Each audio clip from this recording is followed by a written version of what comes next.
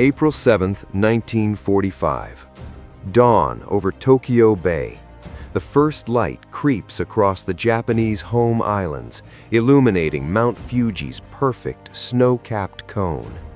It is a scene of ancient majesty, a symbol of the divine empire. But the sky is no longer sacred.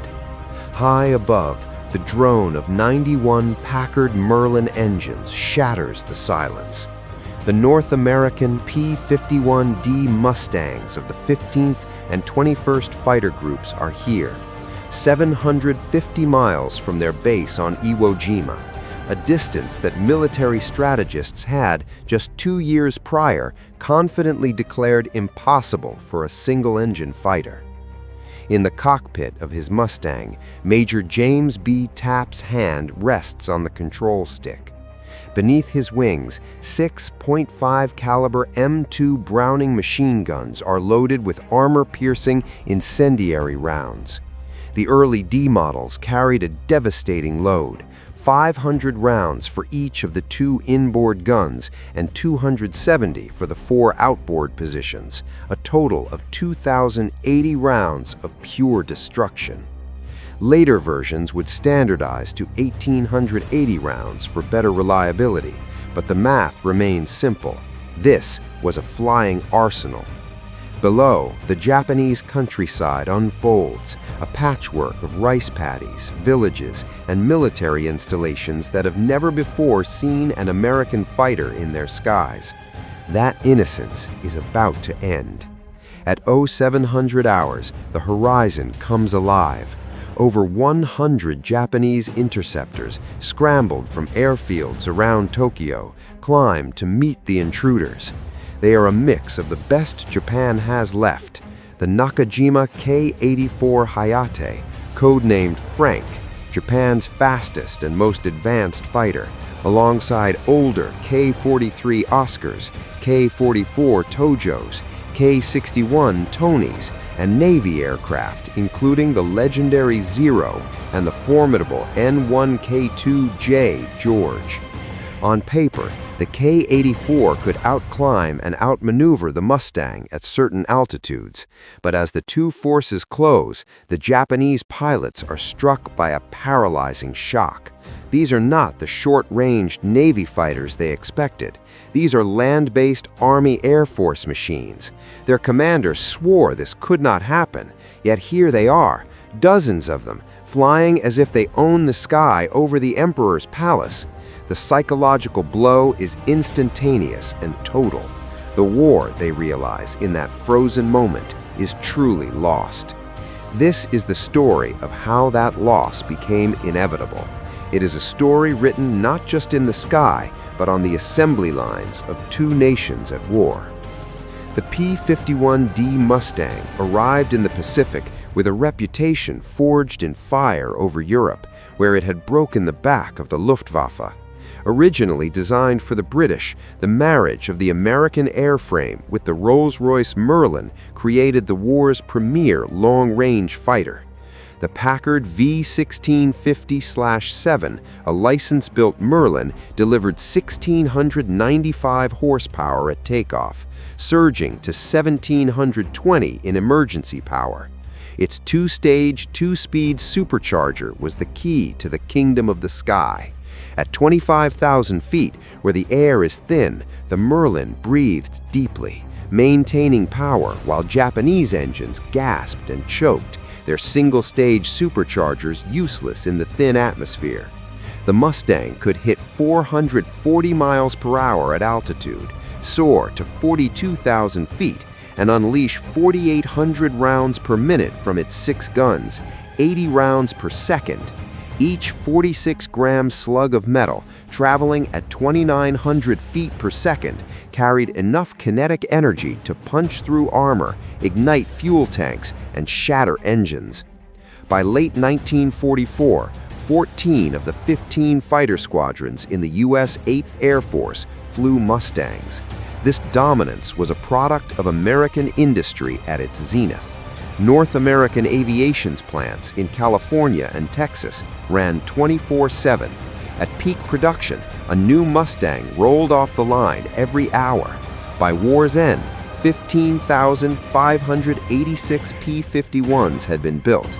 The D model alone accounted for 8,156 aircraft, more than Japan's total production of all fighter types in the last 2 years of the war combined. This industrial muscle translated directly into the very long-range capability that now threatened Tokyo. With two 110-gallon drop tanks, a Mustang could fly a 1,500-mile round trip as a matter of routine. The secret was twofold: the Merlin's incredible fuel efficiency, sipping just 65 gallons per hour at economy cruise, and the revolutionary laminar flow wing designed by North Americans Edgar Schmud. By maintaining smooth airflow over a greater percentage of the wing surface, drag was slashed by 35%. It was aerodynamic perfection. In stark contrast stood its adversary, the Nakajima K-84 Hayate. Entering service in June 1944, it was Japan's answer to American technological supremacy, a desperate answer from an empire running out of time and resources. On paper, the Frank was a champion. It boasted high speed, phenomenal maneuverability, and a powerful punch from its mix of 20mm and 30mm cannons. The Nakajima Homare 18-cylinder radial engine, a complex piece of machinery with fuel injection and a water methanol injection system, was rated at 2,000 horsepower. In ideal conditions, with high-octane fuel and perfect tuning, it was a beast. But 1945 was not a year of ideal conditions for Japan. The reality of the K-84 was a story of systemic failure. The Homare engine, chronically unreliable from the start, deteriorated further as American B-29s pounded Japanese factories. Quality steel and aluminum became scarce. Precision tolerances became a fantasy. Many landing gear units, made from poor quality steel with improper heat treatment, would buckle on landing, writing off aircraft and killing precious, irreplaceable pilots. A pilot never knew if his brakes would work, if his engine would survive full power, or if he could even reach the B-29s at 30,000 feet. By 1945, only 3,514 K-84s had been built, and of those, perhaps half were combat-ready at any given time. The fuel crisis was the final crushing blow. While American pilots burned 100-octane avgas from Texas and California, Japanese flyers made do with whatever they could get, often low-grade fuel testing at 87 octane or lower, sometimes cut with pine root oil, extracted from stumps, alcohol from sweet potatoes, or even byproducts from sake production. This foul brew robbed engines of power, caused detonation that destroyed cylinders, and left pilots with machines that ran rough, barely started, and often failed catastrophically in the air. As the sun climbed on that April morning, the Mustangs found their charges. 103 B-29 Superfortresses of the 73rd Bomb Wing, their aluminum skins gleaming, forming a school of giant silver fish in the sky, as Captain Art Bridge of the 45th Fighter Squadron described. The rendezvous was a masterpiece of navigation. The Mustangs had flown 750 miles over open ocean, using dead reckoning and basic radio compasses, timing their arrival to the minute. As they crossed the coast of Honshu, they dropped their silver auxiliary tanks. The tanks tumbled earthward, glinting in the sun, some exploding as they hit the rice paddies below. The battle for Tokyo had begun. Flight Sergeant Totanizu, a K-84 pilot with the 56th Sentai, never forgot the sight. When we were scrambled, we were told enemy fighters were approaching Tokyo. We thought it must be a mistake. When I saw the Mustangs with my own eyes, I thought I was dreaming. It was impossible. But it was not impossible. Major James B. Tapp, who would end the war an ace, tore into the Japanese formation with surgical precision. His combat report was cold and clinical. They came at us in the traditional three-plane Shotai formation, but their coordination was poor. We dove through them with a 100-mile-per-hour speed advantage, fired quick bursts, and zoomed climbed back to altitude before they could react.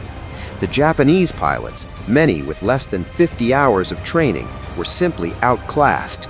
The experienced aviators who ruled the Pacific in 1942 were dead, killed over the Solomons, New Guinea, and the Philippines, or lost in the Marianas Turkey Shoot. Their replacements were boys sent into combat with minimal instruction, no gunnery practice, and a fatalistic acceptance of death.